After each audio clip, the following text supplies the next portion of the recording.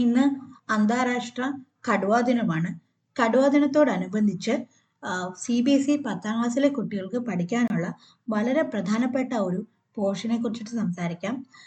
CBSE 10ാം ക്ലാസ്സിലെ forest and wild life എന്ന് പറയുന്ന ചാപ്റ്ററിൽ വളരെ ഇമ്പോർട്ടൻ്റ് ആയിട്ടൊരു ഭാഗമാണ് പ്രൊജക്ട് ടൈഗർ. എന്താണ് പ്രൊജക്ട് ടൈഗർ? 1973 ഭാരത സർക്കാർ തുടങ്ങിയ പ്രൊജക്റ്റാണ് പ്രൊജക്ട് ടൈഗർ. ആ സമയത്ത് കടുവകളുടെ എണ്ണം 55,000-ൽ നിന്നും കേവലം 1,827 കുറഞ്ഞു നിൽക്കുകയായിരുന്നു.